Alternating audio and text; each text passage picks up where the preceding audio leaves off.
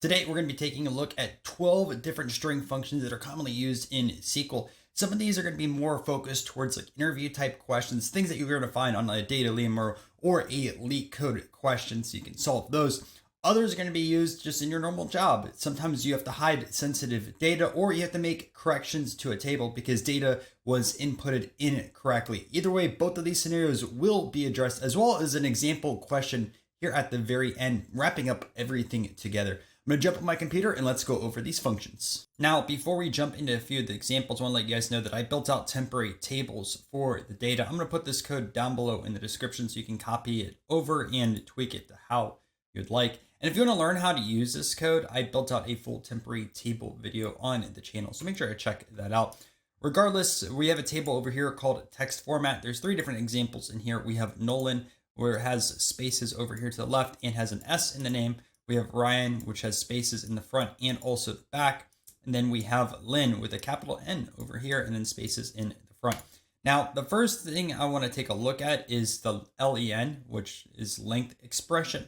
And that's going to tell you how many characters are in a specific string. So you can see, for example, we have Nolan over here and we have Ryan and then we have Len. So let's take a look at a few different examples. So what all you have to do is do select and then put LEN and then put specifically what you want to put in here. And we're going to start with example 1 first. So put example 1 in here like that and do from, and then we're going to do text format. Okay. And make a prediction what you think, how many characters would be in Nolan like that.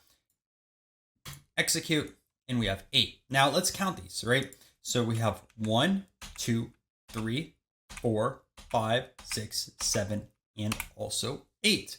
So spaces before your text over here do count towards length. Now let's take a look at example number 2. So Ryan has spaces in the front and also the back. Let's put over here example number 2, and we only get 6. Why is that? Because if you count, right, 1, 2, 3, 4, 5, 6, 7, 8, 9. Well, the thing is, these spaces at the end do not count towards length. So kind of a trick question on that one. And if we just run in Len over here, we should get 5. Let's put example number 3. Let's select all of that. And you can see that 5 is shown because we have a space at the front that is counted. There's no space specifically at the end. So 5 total on that side of things. Sometimes you will see these examples on interview type questions, and they can kind of throw you off if you are not familiar with this. You might have a question that tells you like, print out all the names that are less than 5 in length. And you'd be using this LEN function. And it's pretty easy to use once you get used to it. And then you know the kind of edge case where there's no spaces at the end. Awesome. Let's take a look at this next example. We're going to be doing TRIM, LTRIM, and RTRIM. So let's go over here and show you how to use that. So select, and let's start off with LTRIM. So we're just going to put LTRIM over here. We're going to put over example 2. Well, let's put all of them actually together. So let's do like this. We'll put trim. Oops. Example 2. And we'll put as trim. That. Put as LTRIM. And then we'll put RTRIM over here. That. We'll throw example 2 also in here as our trim. I'll put from, and we'll put text format. And I'll explain how this works in a second. That way we have all 3 examples there, and let's execute this. Awesome. So you can see how Ryan is spaced out is a little bit different in each of these. So let me explain. So trim, what that's going to do is remove any spaces to the left or also to the right, because we didn't really specify it. And you can see how Ryan is kind of centered over here and there's no trailing or leading spaces. Now, left trim is going to remove everything on the left side of things. So you can see how Ryan is all the way to the left, but there's still spaces on the right. Right trim is the opposite. So we remove everything in the space wise to the right, but we have available spaces here on the left, and that can really help clean up a table that someone has put in bad data. You can use these trims and make it look a lot more efficient. I'd recommend just using trim, but there are use cases if you need to use LTRIM or RTRIM. It just depends on the query and depends on what data that you have present. Okay, let's comment this one out and keep moving forward. Now we're going to be taking a look at replace. So what this will allow you to do is make any corrections to a specific string or change things up. So if you see from earlier, we have NOLEN with an S in it, and that's just incorrect. We would like to get this fixed and put an A in there instead. So let's actually do that. So all we have to do is select, let's put replace, and let's start following the format. So the string expression that we're going to use is example1. Okay. So put that in here. Next, we want to replace the S. So let's put S in here like that. And then replacement wise, we need to put an A. I think that was it, right? Yeah. So put an A over here like that. And then we're going to put from text format. And if you see this now, it shows as NOLEN. But I still don't like the formatting specifically. So if we just copy this trim from above, which I showed you guys, so just put trim over here, throw it on the outside on this side of things. And if you run it, look at that. NOLEN is now formatted correctly. So you can actually stack on these different functions together to actually make this text look way better. In this example, we used replace, we removed the S, turned it into an A, and then we removed this space over here to the left. Again, you could also use an LTRIM and you're going to get the same exact results, right? Because the space was here on the left. But if you do use an RTRIM, you're going to have it incorrect, because if you put this on here, you can see that there is a space still available and we don't want to have that. So use the trim on that one or LTRIM to get the correct answer. And we're just going to comment this out and keep moving forward with upper and also lower. So what upper and lower can do is format all your text together. Upper is all capitalized, lower is all lowercase.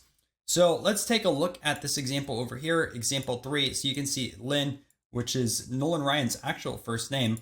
And you can see L is capital, N is capital, but there's really no standardization. Should this be uppercase or lowercase? We're going to fix that one. So we're going to be looking at example 3.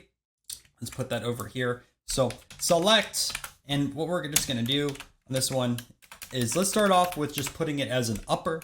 So upper, let's throw example 3 over here and then put from, and we'll put text format. So, and make sure you put your pound sign. Otherwise your thing is going to be incorrect. So you can see now we have Lynn all capitalized. And if we put lower on the side of things, just like this, it is all lower case. It's kind of nice for formatting wise. Now, if you wanted a capitalization case, that is much more complicated, but just know that there's upper and lower available to you. We're going to take a look at another table. This one is called text format 2. And I only have Nolan and Ryan over here. I dropped Lynn. We just have example 1 and also 2. And we're going to be working on concatenation. So I want to combine these strings together, which is kind of common. Sometimes if you're at school, for example, attendance wise, you might have your last name first and then your first name, or company records. You might have your first name and last name together when you run a specific query. Someone on your executive team wants to have that, or we just need to have that data to bill someone specifically. So there's a lot of use cases for concatenations, and I'll show you also some confidential stuff a little bit later in the video, but let's start solving these. And there's 2 different types of concatenations that you can specifically use. We're just gonna use a concat first. So if you look at the formatting of the concat function, you have string 1 and then string 2. So let's build out our first one. So all I have to do is select, and then what I want to do over here is put in concat. So concat, and we can start putting our things together. So we're using, again, text format 2. So all I want to do is put over here example 1, put example 2, and then just put from, and then text format 2. Like this, these reds should go away. And if you execute this, it says invalid object name because I didn't run all this yet. So I just run that, and then we should have this over here. And you can see Nolan Ryan is together like that, but there's no spacing. It's just put together. This doesn't look correct to me. I want to have either like a space or a comma or something because I don't want to have this all together. If I was getting a report and I had last name, first name, or first name, last name bunched together like this, it wouldn't be correct. So what you can actually do in concat is you can add in other strings in here. So it doesn't always have to be something that you declared. So you can see I already have example 1 and 2, but I'm going to add in another comma over here. And what I want to do, and put single quotes, I'm going to put a comma over here. So if I run this now, we have Nolan, comma, Ryan. Well, you can also have a comma in this space. If we run this again like that, Nolan, Ryan with that, which looks way better. Again, I can even remove this comma. You can see how it looks with the space, this in the middle. Like, you have a lot of different ways that you could specifically format. And there's no limit to these concats. You can put as much information as you would like. I can even say this, more text, right? And let's put that there. And you can see it shows up like that. And I recommend that you always put your spaces here or at the very end. That way it formats correctly, but pretty powerful way to use it. You also have concat with WS. So this actually has a separator specifically with how many arguments that you put into it. So for example, like I have string value 1 and string value 2 here, example 1 and 2. I put this over here, and that could be your separator. And that's going to put between everything that you put in here. So like if I had 1, 2, and 3, it would put this in between everything. And let's just take a look at that example. So we're going to comment this out.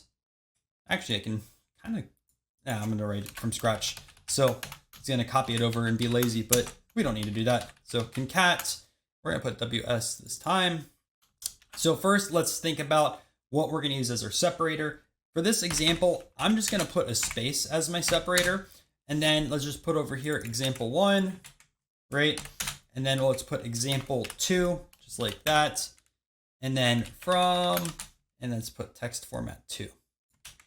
So what this does now is you can see that there's a space. If I add in another example, example 3, right? So let's put over here LEN, because that's Nolan Ryan's first name. And then you will see that there's a space also, and I didn't have to declare it like each time up over here. So kind of a shortcut, which is kind of nice. You can, if you wanted to, you can put a comma. See how that shows up. Like whatever you would like to space these out. And again, you can put in things you've declared, or you can just put in your own specific text, put them in single quotes. Now we're going to be taking a look at an example with confidential information. And this table is going to be full of social security numbers, SSNs. Now, if you're going to be building out reports, either internally or externally, you kind of want to hide this information. So sometimes you just want to show the last 4 digits or mask the left side of things with an SSN number because of the confidential information. You just don't want to have this out there in the public. So I'll show you guys a few different ways on how you would specifically hide it.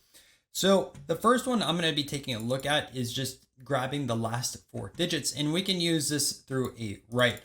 Now I also do have left over here. It's not as helpful with SSNs, but you do have the opportunity to use it within your database, specifically for a task, but I'll still show you how to use it. So we can just do over here, select, if I can spell it correctly. And what I'm going to do is write, let's put our example. So I'll just put it over here, example 1, right? Length, I want to show the last 4 digits. So just put 4 over here and do from, and then we're going to put socials 3. So that just like this, that should go away. And then if we execute it, you can see it shows 7890. We put over here 2 and run this 6789, and then example 3 and run it 3210. So instead of showing all this confidential information, now you just show the last 4, which is pretty cool to see.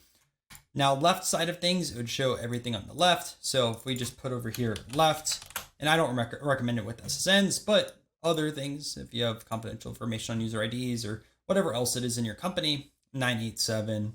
And then if we do example 2,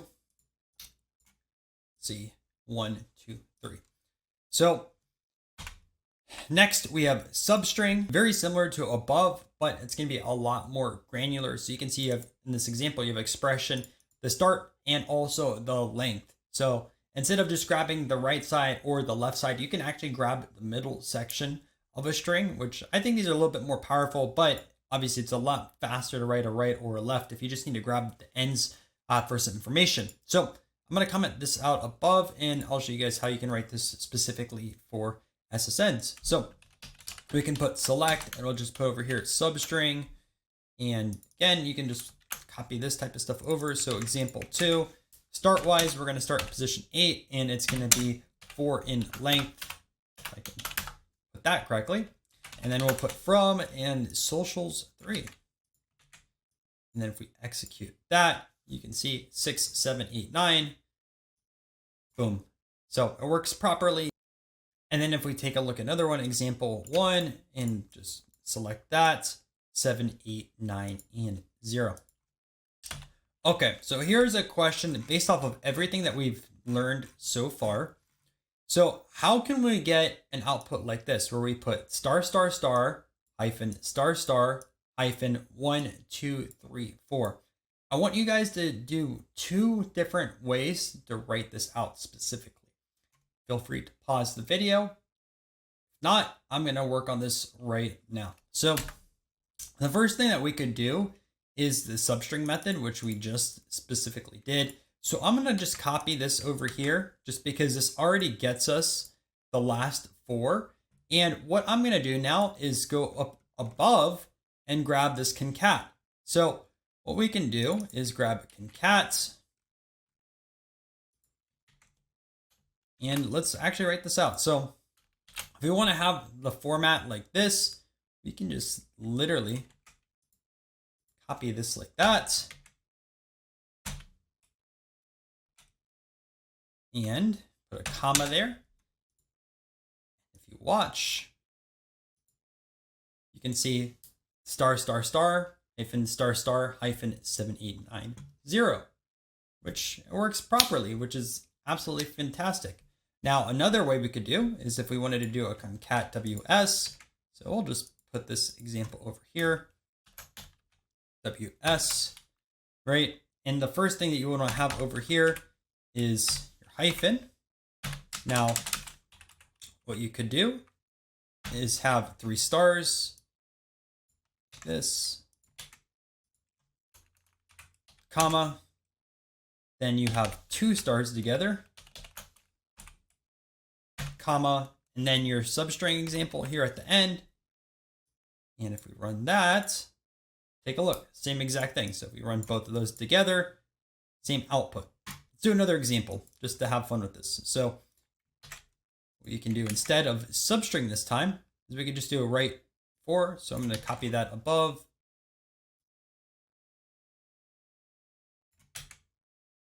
Put example 1 again, and then write this time. There's a lot of different ways that you could do it, but those were 3 pretty quick ways that you could do on this side of things. And honestly, not too bad. So hope this video was helpful. If it was, make sure to subscribe to the channel as it does help it grow. By the way, you should go check out my video right over here on temporary tables. You saw that I inputted the data in this example through those. Well, let's learn how to build them.